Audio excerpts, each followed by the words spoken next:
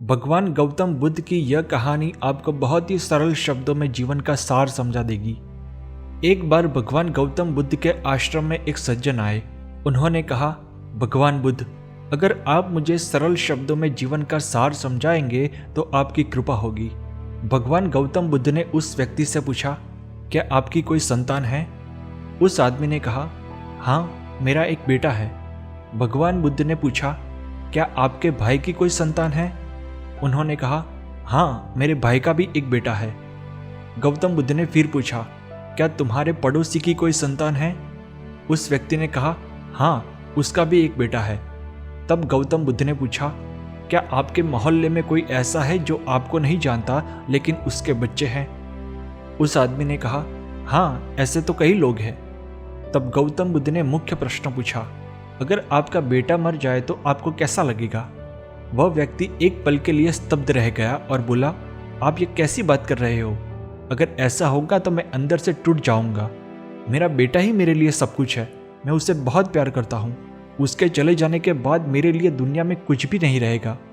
तब भगवान गौतम बुद्ध ने पूछा, मान लीजिए अगर आपके भाई का बेटा मर जाए तो आपको कैसा लगेगा?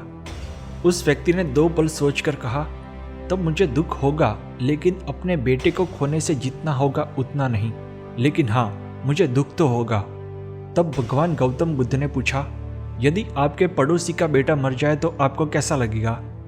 उस आदमी ने 1 पल सोचकर कहा, मुझे दुख होगा, लेकिन थोड़ा सा।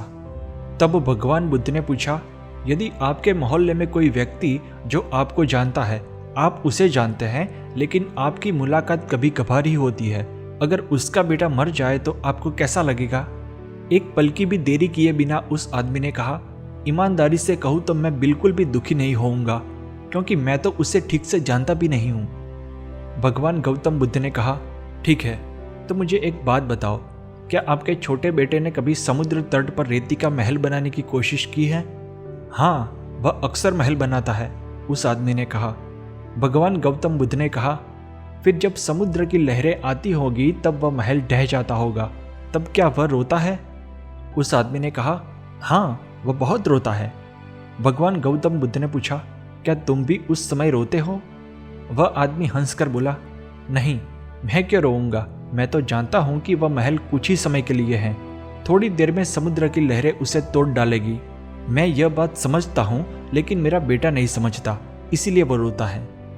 भगवान गौतम बुद्ध ने कहा, यदि आप दुनिया की हर चीज से दुखी हैं तो आप में और रेत के महल के ढह जाने से दुखी होने वाले बच्चे के बीच में कोई अंतर नहीं है।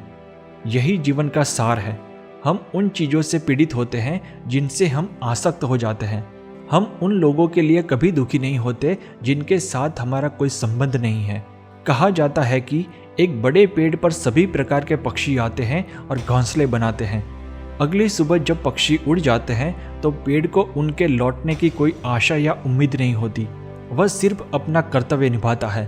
उस पेड़ की तरह बनो जो सत्य जानता है। दोस्तों, इस संसार में सब कुछ अस्थायी है, टेम्पररी है। यदि हम इस सत्य को स्वीकार कर जीवन में आत्मसात कर ले तो हमारे कष्टों की तीव्रता कुछ कम हो जाएगी। सरल और संक्षिप्त शब्दों में जीवन का सार बस यही है।